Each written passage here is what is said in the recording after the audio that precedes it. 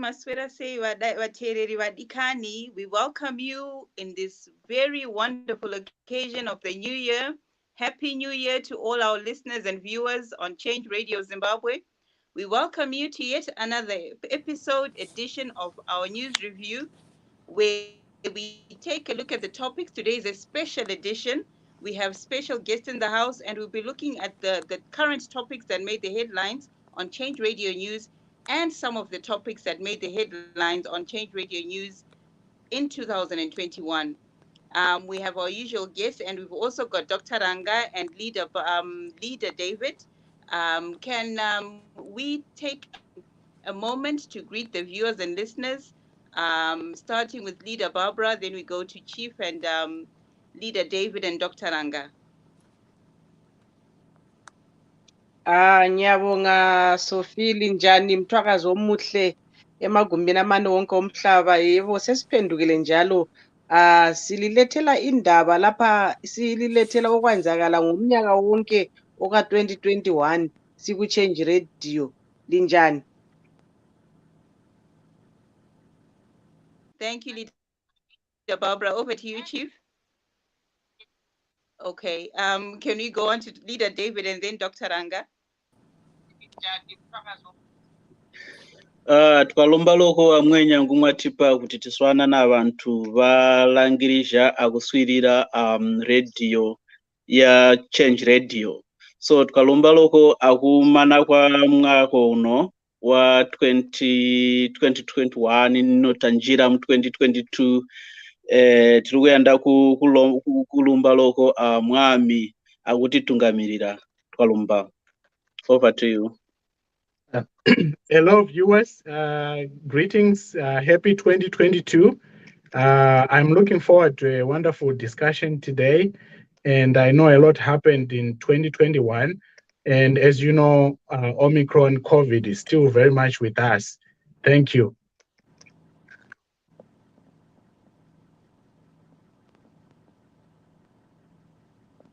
You guys heard me or no? Hello? Hello? I hear you, Dr. Ranga. Can you hear me? I hear you, Leader Sophia. No, great, thank you. Okay, Chief, we have Chief online. Chief, can you greet our viewers and listeners?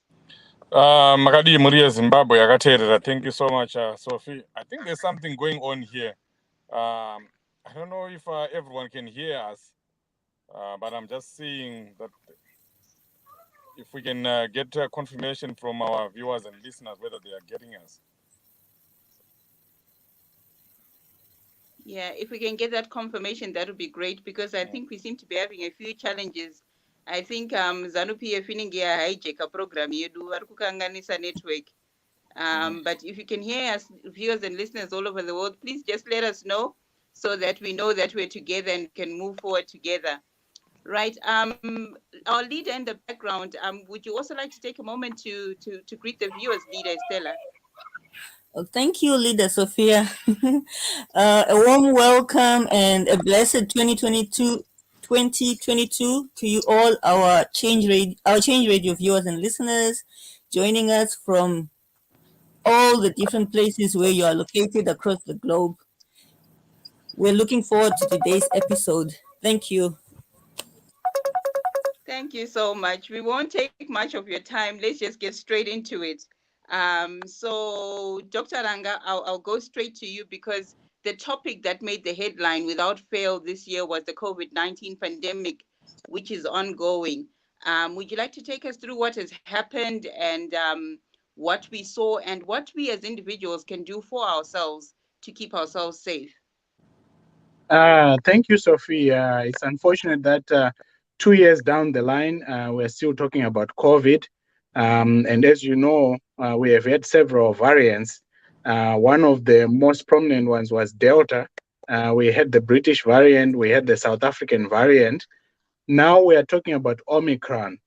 What it means is that as long as the virus is still able to circulate in the communities where we live, there are going to be variants. Variants are basically a result of mutations where the virus changes form so that it can survive longer.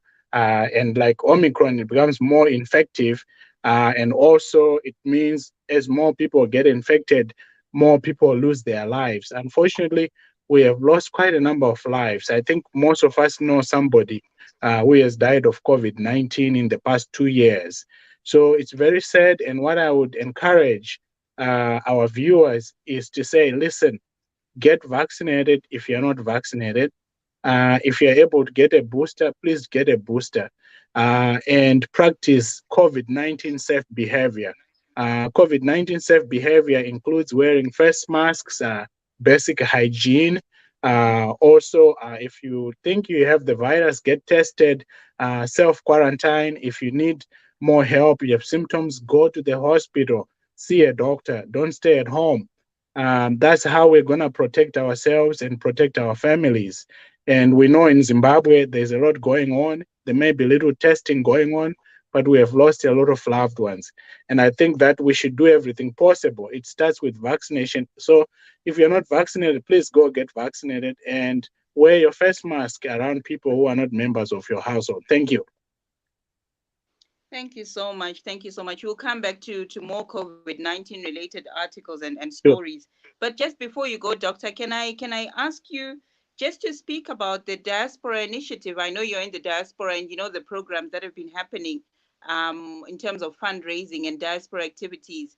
Would you like to take us through what was happening the past week with the Diaspora initiative? Sure. Thank you, Sophie. The Diaspora initiative is an initiative that is very close to my heart. As a Zimbabwean in the diaspora, I am very thrilled that we now have a diaspora desk. We have someone, Secretary Clifford Thashwayo, who can articulate our issues as Zimbabweans in the diaspora. As you know, we Zimbabweans in the diaspora have been keeping our country going for the last 40 years or so, through remittances, through supporting family members, and we have done quite a lot. However, it seems that the government of the day, they want us to keep sending remittances, but they don't care. When it comes to voting, they will start saying you are not Zimbabwean enough, so you can't vote. When it comes to traveling, they make it hard for us to get passports. They make the passports very expensive.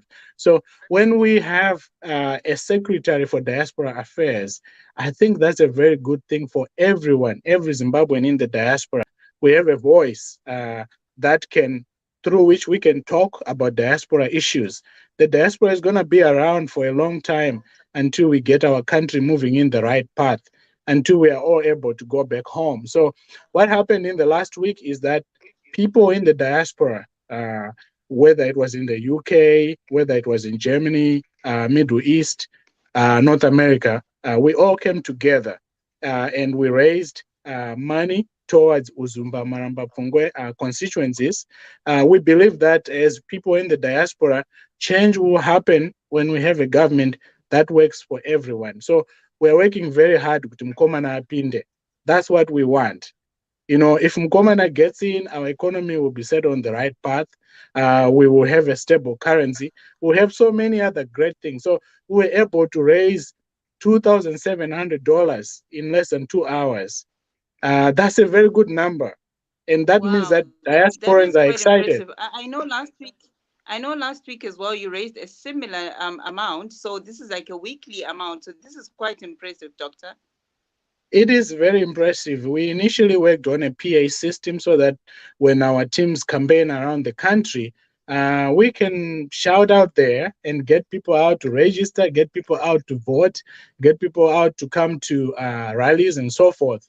So it is very important because change is only going to happen when we members of the diaspora, we go out there, we participate. We don't just participate through remittances. We participate through our ideas, getting our ideas through. We think that the government in waiting, led by Mkomana, is gonna be the change that Zimbabwe needs, and we should all participate. So we should support Secretary Clifford. I'm sure Thashwa, he has so many other ideas down the line. They're doing consultations on diaspora policy and things like that. Let's all participate. Let's join him on Twitter. Let's join him on Facebook. Let's get involved as Zimbabweans. Let's join the Twitter spaces, which are geared towards Zimbabweans in the diaspora. That's how we're going to make our country, Zimbabwe, better. Thank you so much, Sophie. Absolutely. Thank you so much for those wise words, Doctor.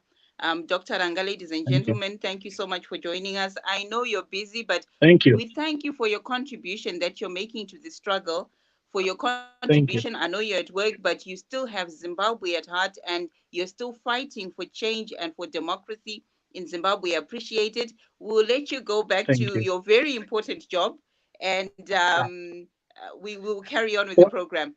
But in the same last breath, thing, I Sophie, want to go before to I Leader go. Barbara. Yeah, sure. Just one more thing, Sophie, before I go.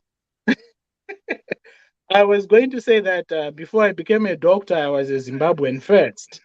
Before I came to the diaspora, I was a Zimbabwean first. Let's make Zimbabwe work for everybody. Let's all participate, whether you're a doctor, a nurse, a lawyer, an engineer, whatever role you have, whatever role you play in life. Let's participate. That's how we're going to make Zimbabwe work for everybody. Thank you so much. Mkomana ngapinde. Oh, yes. Thank you. Thank you. Thank you. Thank you. Going on to you, Leader Barbara, I'm going to ask you to continue from where Doctor was speaking about in terms of bringing democracy into Zimbabwe. I'm going to ask you to speak a bit about the fiasco that's happening at ZEC, and also just bring it in with the COP26, because I know you were live on the ground, and I know a lot of people were following you when you were reporting from COP. So if you can just touch on those two topics, how you'd like to articulate them and bring them to the Zimbabwean people, Leader Barbara. Thank you so much, Comrade Sophie. Maybe before I start, there is a Comrade Sifas Madondo who's asking about the link. The link has been put there below your comment, Comrade Sifas. You can link up with the Diaspora Voices there. Thank you so much. Yes, the issue of democracy, the space, Leader Sophie, it keeps on shrinking. And maybe if I start with the COP26, yes, I was there on the ground. You remember when we were advocating Comrade Mnangagwa or Mnangagwa must not go or must not come here to the UK because he's a human rights abuser. So there was no need for him to come here. And yet he keeps on saying sanctions are killing us, and yet it's corruption that is killing us. So we were there. I was part of the demonstrators. We demonstrated. It was effective. And I was also part of the reporter. I was reporting for Change Radio. It was quite an experience. And of the main actor on that day, it was none other than Chief Nhlanhla Mangwe and Ndiweni, who was there to support. And also, let's not forget, Kuti, Chief Ndiweni is advocating for the diaspora vote. And he's discovered that the diaspora vote is possible here in the diaspora without even a ZEC chipping in. And we must not waste our time talking to ZEC because it is there in the UN convention. So we are fighting together with the chief. We are going to have the diaspora vote. We must keep our fingers crossed. We are going to vote in 2023. It was quite an experience. And we also saw ZANU-PF people were they, instead of focusing on this COP26, they were busy hoarding expensive whiskeys, and they were seen bragging. And I think we saw their video, which went viral. You know, there was no need for them to behave like that. It really showed us that ZANU-PF will never be serious. ZANU-PF will not be there, will never be there for the people. ZANU-PF is there to fatten their pockets. They don't even care about us, the people. Yeah, that is true. They don't care. All they care is about lining their pockets. But going on to the ZEC issue that is going on of the underreported numbers, that ZEC have said they'd registered 2,000 voters, and then there was an uproar, and then they upped the number to 2,971. I mean, your take on that. What do you have to say about that, and what we as Zimbabwean people can do to make sure that we have free and fair elections? I mean, ZEC is stopped from its shenanigans. What can we do? We need to keep on pushing ZEC to do the right thing, the correct thing. I'm actually happy, Sophie, to say, you know, the citizens are now, they now know what they want. And I'm happy that there was a wave of voter registration campaigns by different organizations, including the MDC Alliance led by Advocate Nelson Chamisa. And what I liked, I was following these activities, Sophie, and they were writing the names of those people that would have registered. They had the evidence of the people that they had registered. I remember there's this TEAMPACHEDU, when they were going on this voter registration, they've got evidence, they've got pictures, they've got names. They registered a lot of people. I think they can even amount to 9,000 people, and yet ZEC is saying only 2,000 people registered. So this is how elections are rigged. Remember, rigging is a process. It's not a one-day activity on the elections, but they start rigging starts now. Remember, even the number of offices where people are supposed to go and register, you know, there are so few people travel long distances. Take, for instance, people from Wange, they'll have to go, people from Wange, they have to go to Victoria Falls to register to vote, which is something that is very absurd. You can't go they catch a bus to go and register. Registering should just be on the tip of your fingers. It should actually be done online. If I can check my name online, why can't I register online too, like what in some other countries do? So this rigging it starts from afar, Sophie, and I'm happy that people are challenging ZEC. Although they are saying ZEC must fall, But I think it's also let's hold them accountable. Let's hold them accountable. They must be independent. They must not be biased towards ZANU PF. Also, another thought coming in there. I think Leader David, I'll also ask you to come in and catch Leader Barbara there. Some people coming in, some school of thought coming in and saying that, look, what is happening is ZANU PF intentionally wanted to make this voter registration exercise a failure because it was mostly driven by the opposition party and other organizations. And that later on this year, they're planning on having their own voter registration campaign where miraculously thousands and thousands of people will vote. And as you rightly fully say, that rigging comes from a process. So they want to try and explain a rigged vote, that these thousands of people who went and registered to vote were supporters of ZANU PF who heeded the call of ZANU PF to go and register to vote. And whereas the call from the opposition was a failure, they only got 2,971 people to go and register to vote. What do you have to say? What can we do as Zimbabweans who are fed up and who know that this is the machinations that ZANU PF is using, and this is what they're possibly planning? Yeah, thank you very much, Sophie. That's a possibility that ZANU PF would want to rig that way by inflating the voter roll at the last end. But I'm glad with the preparations and the demand by the MDC Alliance to have a change, to have also electoral reforms in place. And what I would urge Zimbabweans from all walks of life is let's join in demanding electoral reforms and changes around the electoral system, right? Yeah, so they can go ahead and start on a robust voter registration blitz and all that stuff.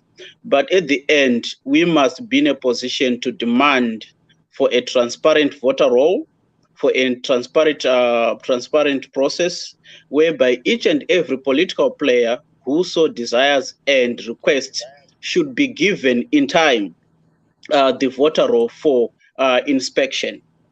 So the previous shenanigans by ZANU PF to avail the voter roll with only weeks left to the plebiscite, I think that's one thing where we need reforms.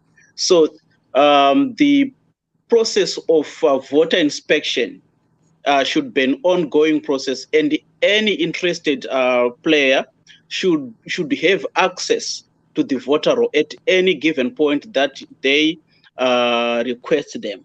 So I think that's one of the fundamental changes or reforms that must have around the election. So if you read around the MDC Alliance's price document, where we are looking or demanding for a change in political reforms, those are some of the demands that we have. So yeah, basically ZANU PF, they will try to rig the process, but if we are to demand and get those reforms in place, there's no way out for them because it's a closed section altogether. And if you look at their actions and attitudes towards voters registration right now, you will see that conspicuously there are two parties or organizations which are anti-voter registration, ZANU PF and the MDCT led by Monjora. Those two parties, they do not.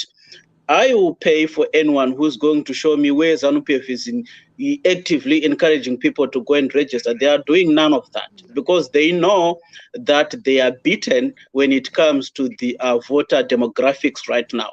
So if you look at the statistics, just from 2018, I think we have a good estimate of about 2 million plus of people or voters who were 13 years by then, who will be by 2023 above the voting age. So they would not want to get those people registered because even if we are not to do a study on it, we can guess whose vote those voters are.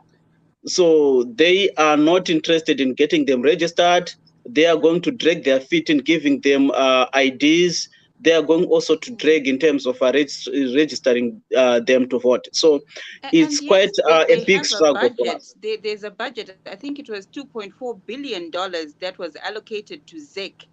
And so someone did the maths and said, well, if they registered 2,000 people for the whole year, that means that for each voter that was registered, that was 1.2 million per person.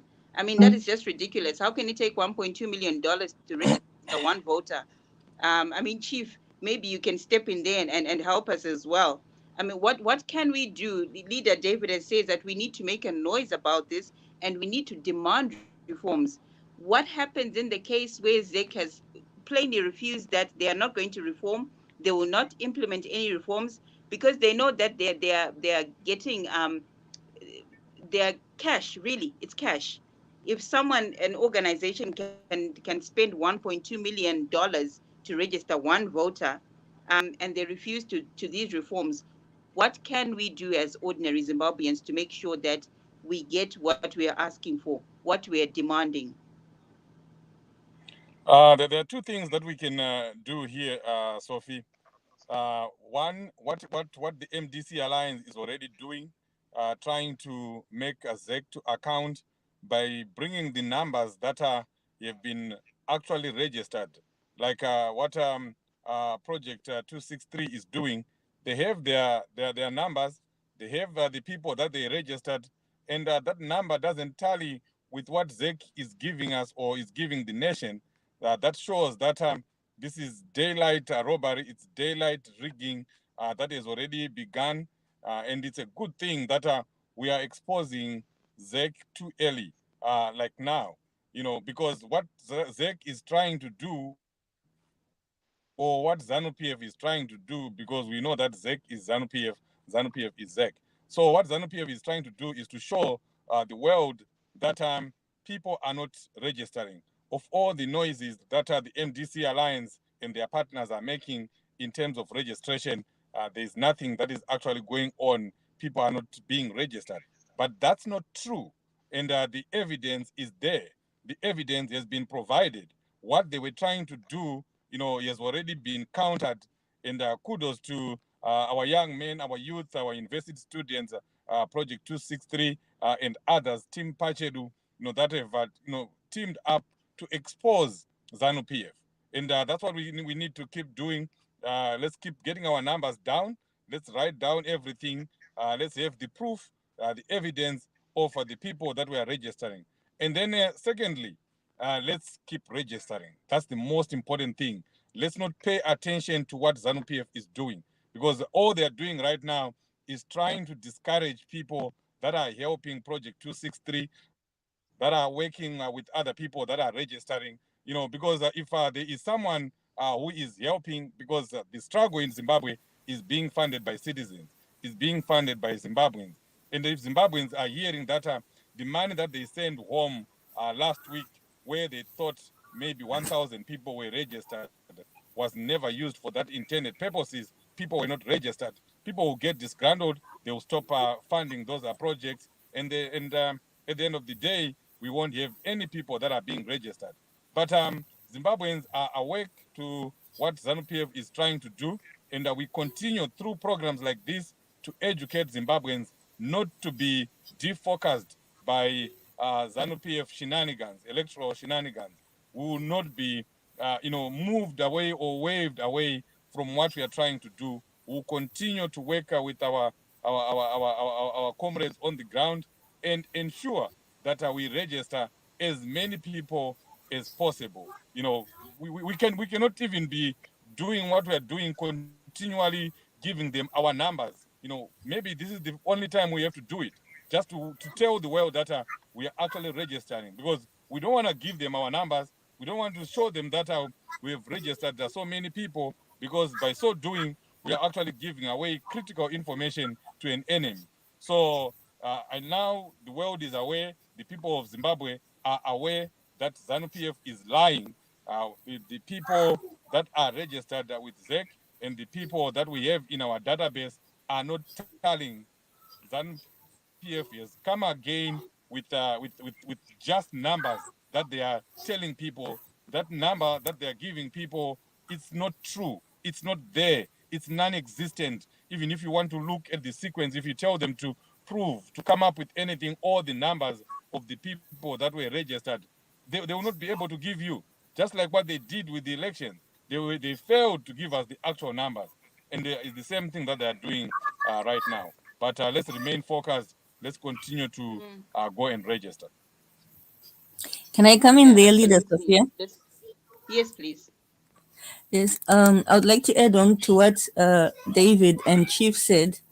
If we know ZANU-PF from past elections, we know how they operate.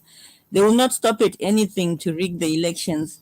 So maybe we can also be prepared for that scenario where, despite all our efforts, on the day of elections, still rigged results are announced.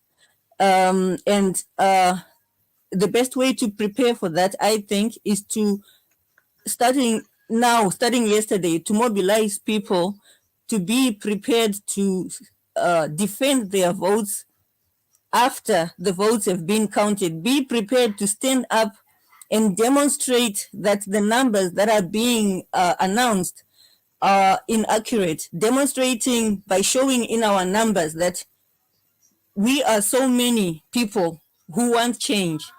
So who are the people constituting the numbers that are being announced?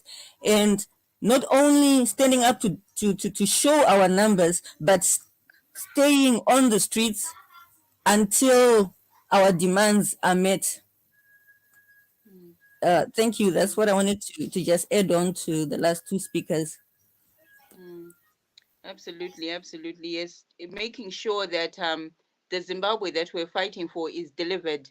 And this person that we're going to speak about next, Leader Barbara, if you can take us through the life of Miso Gumede, the late stalwart, a comrade, because I know he did fight. He put up a fight, and he did stand for, a better Zimbabwe for everyone.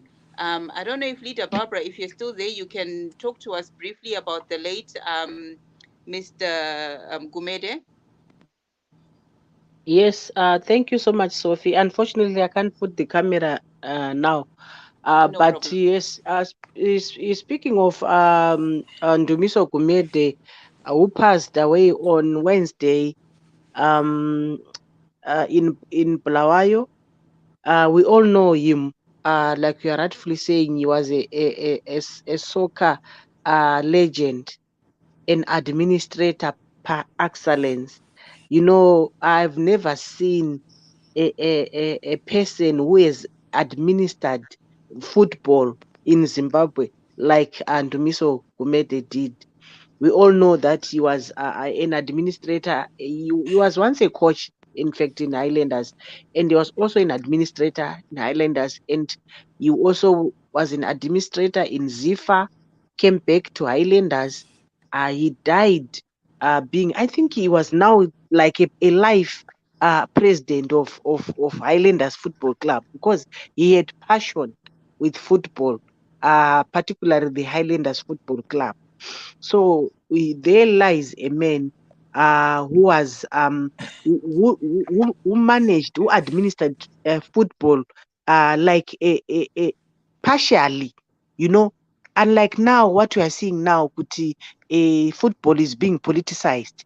Now, the ZANU-PF is now using football or is using Azifa to fight or to settle their scores. Me personally, I know Ndumiso Gumede. He was my former teacher at Zilikazi High School, popularly known as Mgandani. He was a very strict teacher, and he had passion with soccer. So he was also a soccer trainer at school. He used to train guys like in fact, he trained he produced, you know, Mzilikazi was one of the best, he had the best teams. You know, those Coca-Cola tournaments, kuti Mzilikazi used to win those tournaments consecutively because of Ndumiso Gumede, who had passion with soccer. He produced the likes of Madinda, wana Adam, wana Peter, wana Benjamin Konjera, wana wana even Gift Banda. You know, a lot of people they went through his hands, and I know he was old, but 76 years, but he still had passion with football. He wanted, and the people were saying if he was at the realm of Zifa, they were not going to see this chaos that is there at the moment, because he knew what he was doing. So silahlekele kakhulu zihlobo zami. uNdumiso Gumede wayengumuntu wabantu, wayengumuntu wayethanda umdlalo wenguqu, wayengumuntu owakhulisa kumbe owaproducer abadlali benguqu ababa lodumo kakhulu. I'm told again ukuthi iburial yakhe iza kuba khona ngeTuesday ekhaya lakhe eNyathi, but there's going to be a memorial service at amphitheater. They wanted it to be at Baba Fields, but for some reasons they said they were going to have his memorial service at amphitheater on Monday, which is tomorrow. And I know that amphitheater, I think it has the capacity of 6,000 people, but I know it will be very small. People will not be adequately seated, because it's for a person like Gumede. Amphitheater is not the venue to hold such a big event. He was a citizen, a senior citizen of Bulawayo, or besides being in the football fraternity. So that venue, I think is too small for a big person like Ndumiso Gumede. Yeah, and with that, from Change Radio, we do say to his soul, may he rest in peace. Zororai Murugare, Lalangotolo Baba. Um, right. Chief, if we can go to a related issue, we go back to the COVID-19 pandemic, and we lost so many people this year due to the COVID-19 pandemic. Some who we loved, some who we shared, our lives and struggles with, and also some who were fighting the people of Zimbabwe. Can you take us through the army generals, who succumbed to the COVID-19 related viruses? Yes, I think I'll just take it from another angle. Yeah, I know a lot of Zimbabweans. We lost a lot of Zimbabweans, prominent and non-prominent, ordinary Zimbabweans, and very well-known Zimbabweans to COVID-19 in 2021. May their souls rest in peace. Nematambudziko kune vakashaikirwa. But I think what we need to discuss here is that Zimbabwe is one of the countries that was named as countries that are taking advantage of COVID, actually weaponizing COVID against the people. We have seen people just dying, and then the deaths being attributed to COVID-19. It happened in a spate at one time. We had about 4 army senior officials that died. During at the same time when Parents Shiri died. We all know that Parents Shiri, the former minister of agriculture, he died because of they said because of COVID-19. But at that same time, his personal driver, who is also an army official, also died of COVID-19, and other people that he had also not come in contact with also died allegedly from COVID-19. And we are told that all these people that died, all these army officials that died, had something to do with the November coup. So it was like a situation where people that helped Emmerson Mnangagwa, were being removed, were being, taken out of the way. And that happens in most cases, especially in political cycles, that the people that help you, because they begin to demand more, they want to be appreciated, they want to tell you what to do and things like that. And we saw what was happening during that time. I think there was an alliance that was there between Parents Shiri and the former commander of of the army, Mdarawangu Chiwenga. There was an association that was coming through. And Mnangagwa, being Mnangagwa, he got rid of them. And unfortunately, he used COVID-19, and that's very unfortunate. And anyone can Google that right now. Zimbabwe is among those countries where it has been listed as a country that is weaponizing COVID-19. And recently we saw the passing on of our comrade, our dear brother, Dewa. May his soul rest in peace. Before even the corona had made his investigations, ZANU-PF people were quick to run, on social media, and they started saying he had succumbed to COVID-19, and there was no evidence. Up to now, personally, I don't even know what happened to my dear brother, whether it was ever confirmed that it was COVID-19. And, even in other areas besides the death, we saw the infamous corona judgment that affected the MDC alliance so much, and also affected a lot of Zimbabweans' lives so much. The corona judgment was given, and immediately after that, MDC Alliance lost the Harvest House, and we began to lose our members of parliament that were being removed illegally from parliament because of that corona judgment.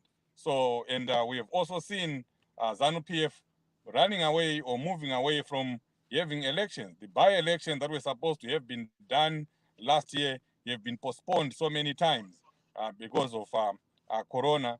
But we have seen bigger countries that have been impacted by COVID-19, USA, Zambia, and many other countries. They've held successful elections under COVID-19 conditions. But ZANU-PF, Zimbabwe, has been avoiding elections. We know why they are avoiding elections. They know that they will not win a seat there. They are going to be beaten hands down. But they continue to take advantage of COVID-19. Thank you. Indeed, they continue to take advantage.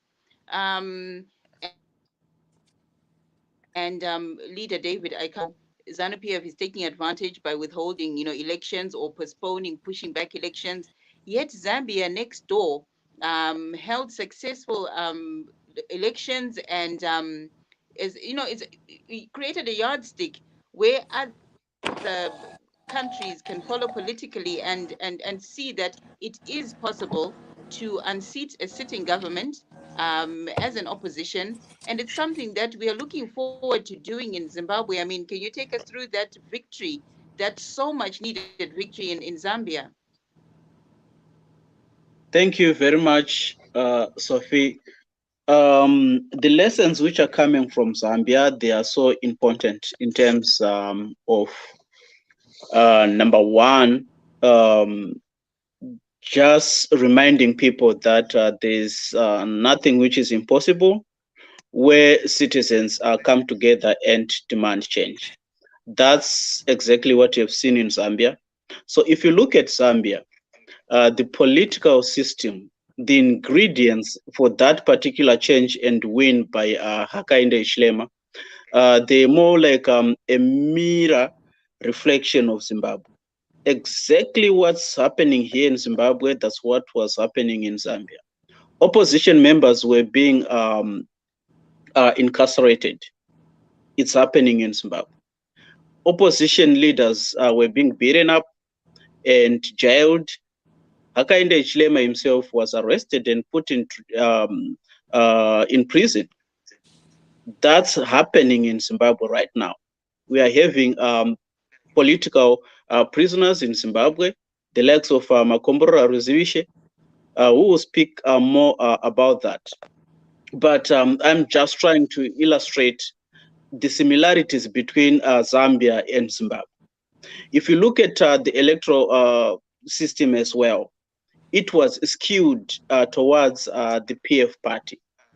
But thanks to the fight and some democratic changes that happened in the history of Zambia, to a point that, yes, of course, we can talk of capture in terms of the electoral systems and even the state machinery sometimes, but to a certain extent, the Zambian electoral system and other institutions, they were not as totally as, they were biased, but they were not as flagrant as what we see in Zimbabwe right now. So that is what facilitated or enabled a situation of transfer of power. So transfer of power has happened. With what, compared with what was happening in Zambia and the current mood right now in Zimbabwe, would you say we are ready to do or to exceed what happened in Zambia? We are on the same pedestal. We are all at the same level, but we have a potential to exceed what happened in Zambia. Why? Because right now we have a reference book just to look at how the Zambians have done it. So if you look at the Zambian ingredients, it was all about the citizens coming up and facing their real enemy, which was the PF government at that particular time. So if you look at the volumes of the youths who went out to register, I mean, the youths, they took a prominent role. They were at the forefront of everything. They were at the forefront of firstly registering people to go and vote. They were at the forefront of encouraging people to go out and vote. They were also at the forefront of defending the vote because they were the majority who were in the streets soon after casting their ballots. And if you look as well, in terms of the women, they played a pivotal role as well. Women were so conspicuous in their demand for change. They took part in also mobilizing, voting, and defending the vote. They were there. Women were there in the streets. So I think these ingredients, we still have them. We see them also in Zimbabwe. If you look at the Project 263, as Chief was saying, or was explaining, you will find out that these are young college students who have taken an initiative to get people to be registered. If you look also in the MDC Alliance, we are having the youth also doing all that they can to make sure that people are registering. Look at the Assembly of Women as well. They are doing their part. But now we are getting into 2022, and this is a year where we should amplify and double, or if not even triple, fold our efforts so that we go out there, all systems out, and ensure that each and everyone who is eligible to register to vote registers and goes to vote as well and defend our vote en masse. So basically, I think the Zambian lessons teaches us a lot in terms of our own coordination as well as preparation for the elections. And also, it gives a ray of hope in the SADC geopolitics, because there's new brooms right now, there are new voices right now, because we were used to the SADC kind of a choir whereby they will be in agreement even in open, unfair actions happening in the electoral systems in SADC member states. But right now we are praying that the new leaders that are getting into positions of authority within SADC are going to change that that culture. And come 2023, I see the MDC Alliance romping to victory. We beat ZANU-PF all along. We beat ZANU-PF in 2008, but because of the SADC geopolitics again, we could not assume power. But as we are seeing the change in the SADC geopolitics right now, I think it is really going to be possible 2023, because it's given ZANU-PF have never won elections in Zimbabwe, but if we close and demand those electoral reforms, we are going to make it. We are going to come out victorious come 2023. But let me play the devil's advocate here. I mean, this is open to any of the panelists here. We had late last year the government suggesting that by-elections would be held in April 2022. That's what, three months away, and we have these frustrating efforts to voter registration. What do we then do as ordinary citizens? We know we have been winning elections from time immemorial. We know ZANU-PF has been rigging and cheating. What are we going to do this time differently? By-elections are going to be held, and we're just around the corner to 2023. What should we do if the voter registration exercise is frustrated? What then do we do as ordinary Zimbabweans to make sure that that change, our voices are heard through the vote, through the ballot box? I mean, it's open to anyone in the panel. What can you offer, or what do you see happening best for the Zimbabwean people? Okay, from my perspective, I think we just need to go out there in our numbers. We have to keep on exposing the shenanigans. Let's go there. Let's assemble at the ZEC offices and demand that we get registered.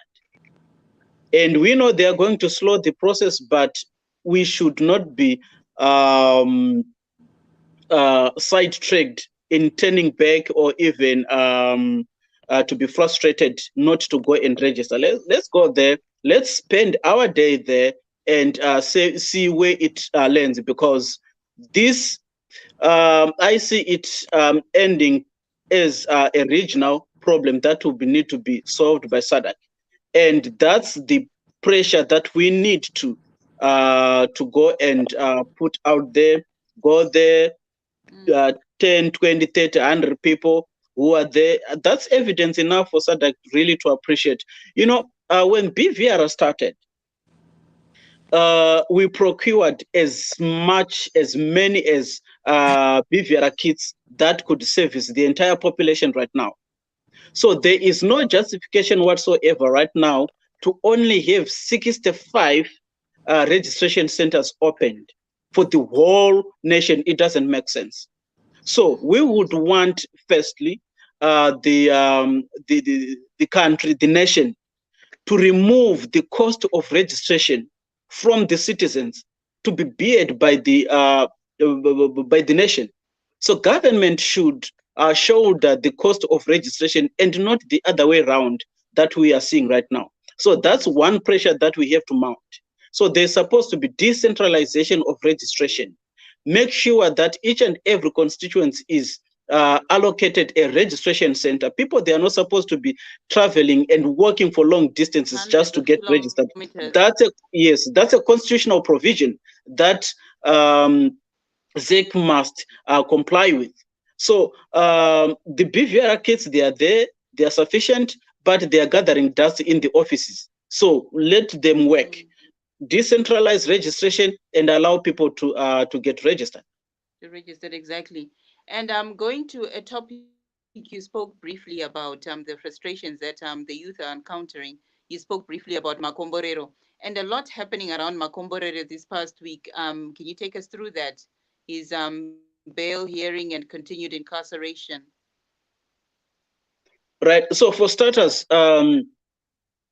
Makomborero is innocent. Yeah. He has done nothing that really warrants him to be incarcerated right now. Yes, I have seen many people rejoicing over the bail that he was granted. Yeah, to some of us, there's really nothing to celebrate there, because he was not supposed to have been arrested in the first place. But now we are having a captured system whereby when one case is settled, they open up another one. And we really wish and we really demand that Makomborero be given his freedom and the actual criminals be arrested. Because right now, the challenges that we are having as a nation is not what Makomborero did, but it's those people who are roaming free out there, those who have looted our resources, those who have stolen the future of the Zimbabweans. We have people who have been arrested or who are facing allegations of corruption. Some they were caught with huge amounts of gold and other minerals, but nothing is happening to them. They are free. They are staying in their homes and they are enjoying all the comfort of their lives. We are having others who have smuggled and stolen money, millions of dollars from poor Zimbabweans. Others, they stole our COVID funds, including the president and his family. And nothing really is happening to them. But someone who have just demanded for freedom, someone who have demanded for reforms, which everyone is calling for, is being arrested on such a flimsy excuses. So yes, our comrade is still in custody, and we are hoping and we are demanding that he be freed, he be given his rights as a Zimbabwean first, not to be viewed as an opposition political member. So basically, that's what I can say with regards to the frustrations that the opposition are facing and the youths are facing. So it's not the physical incarceration that the young people of Zimbabwe are facing, but it's also the mental aspect.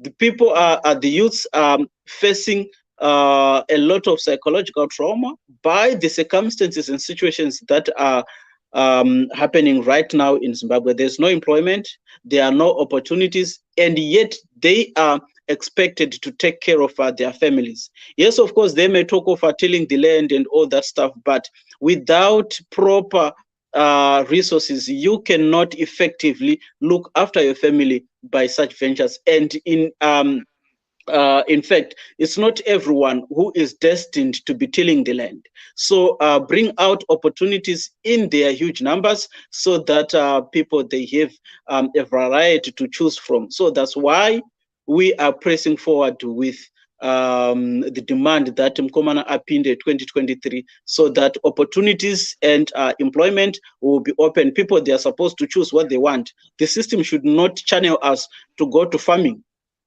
Because if I'm not interested in farming, that's not my calling, but open opportunities for me to work elsewhere. Yeah. And going forward, I mean, the Mugabe Mukomana fever gripped the nation and is still gripping the nation.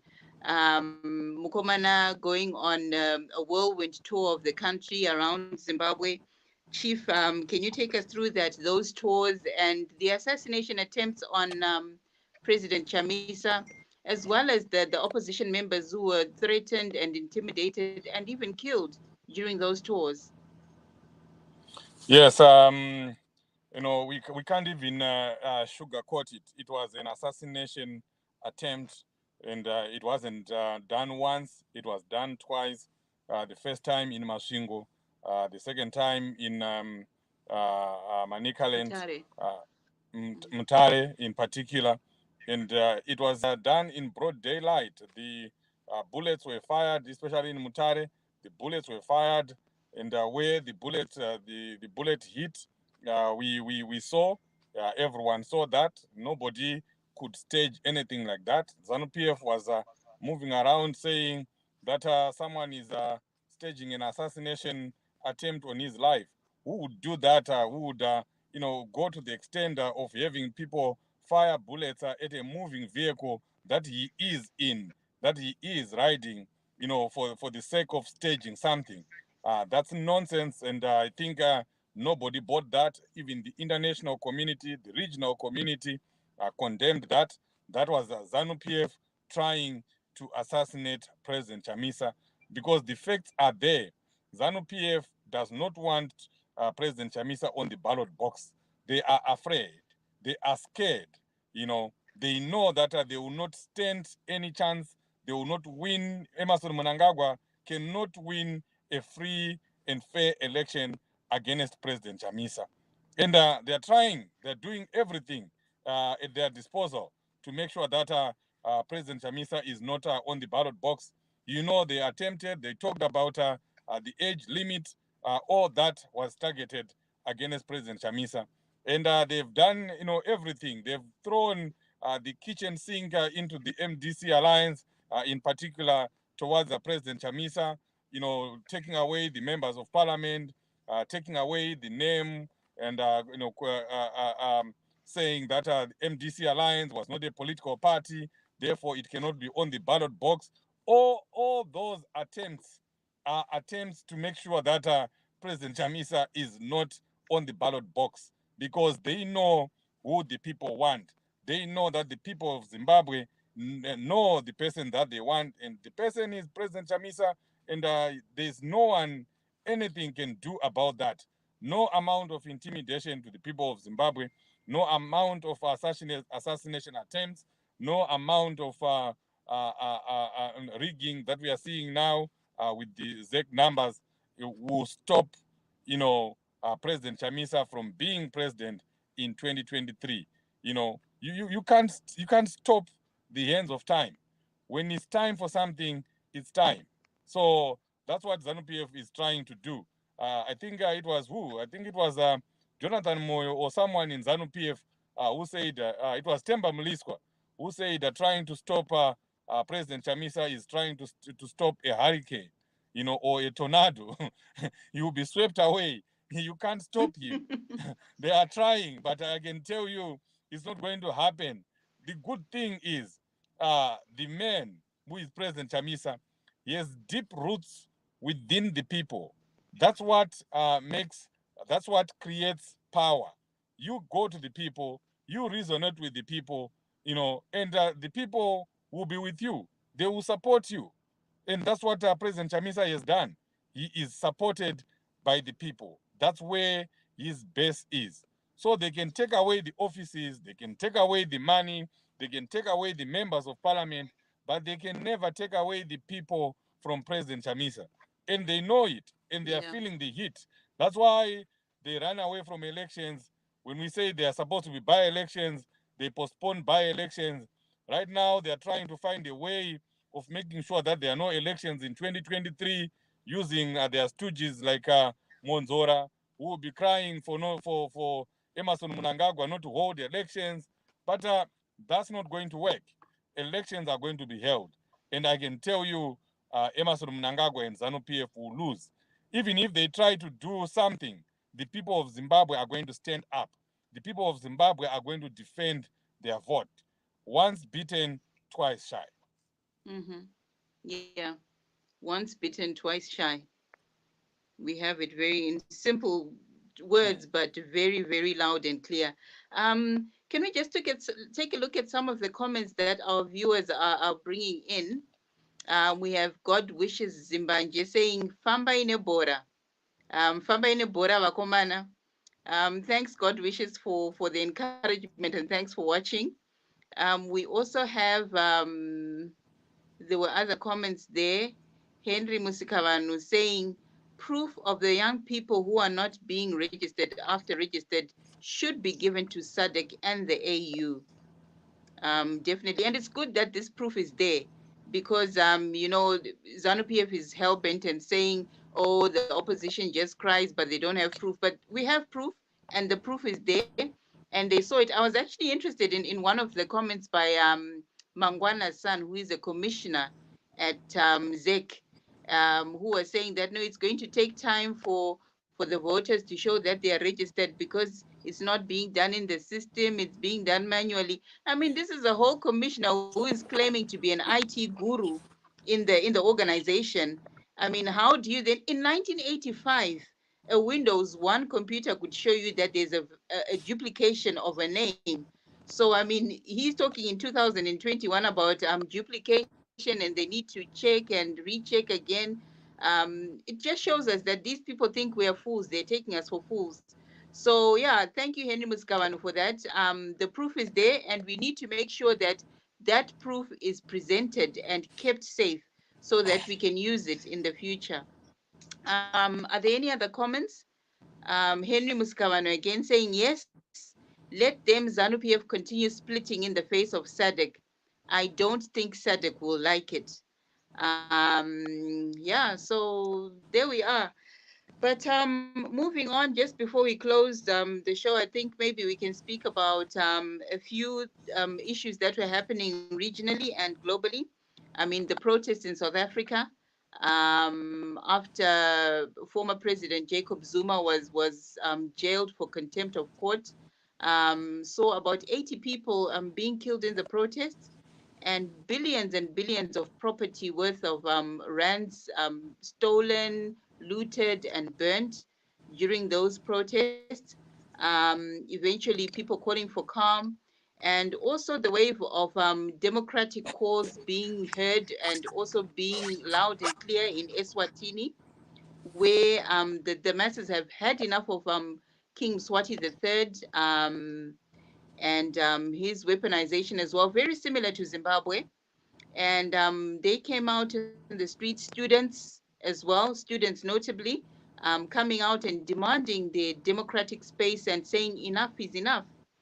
Um, we had the Cabo Delgado in Mozambique, where the ISIS, correct me if I'm wrong, Chief, there, Islamic State went and they went for the oil-rich province in the north and causing havoc there and having SADC and other forces as well coming in to step in and help the Mozambican armed forces to regain control of that area.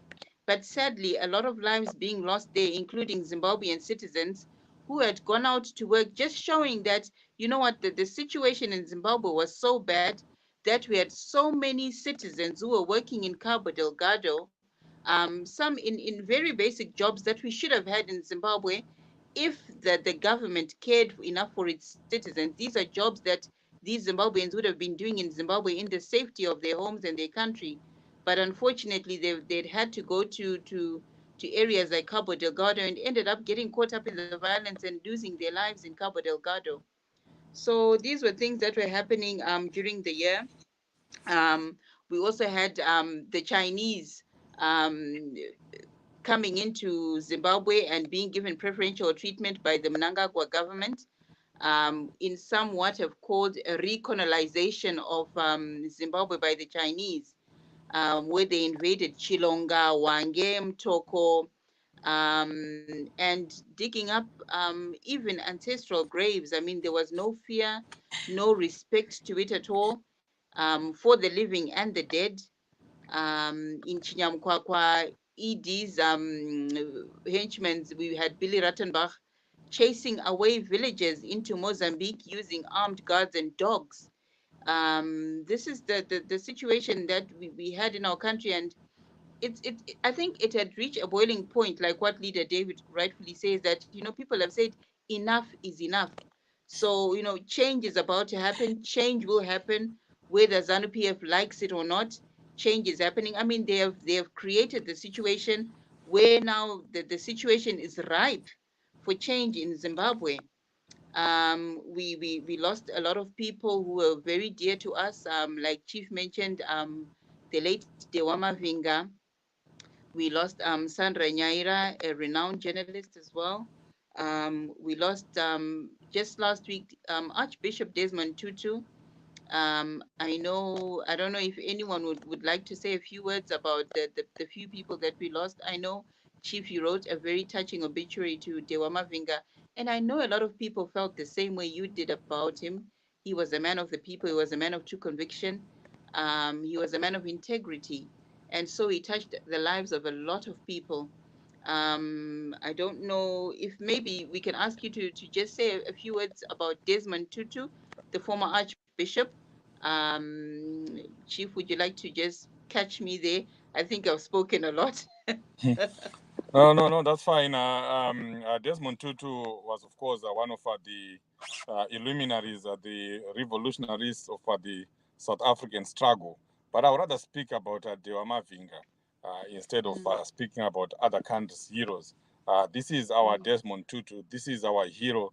Dewa Mavinga, just made 2021 a very bad year for Zimbabweans. Losing someone of Mavinga's caliber, someone who was so enrooted, so engrossed, so invested in the struggle for Zimbabwe. He was one of the best researchers that we have, struggle researchers, human rights researchers that we have in Zimbabwe.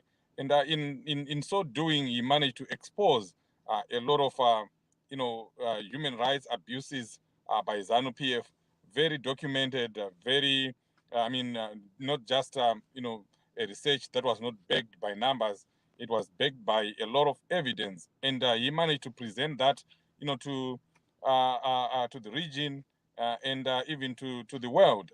And that enlightened most people who were not aware of what was happening in Zimbabwe, because it was coming from an authentic source. And it was a terrible loss, And he was one of those few people who could stand up and call out ZANU-PF fearlessly without thinking of what could become of him. And even up to today, they can say whatever they say. I still think that Dewa Mavinga was assassinated. I think he was killed. I think he was poisoned. Unless I hear something, I hear anything, I see something with my own eyes, I'll still think that ZANU-PF had, a hand in Dewa Mavinga's death. And it's very, very unfortunate. And may his soul rest in peace.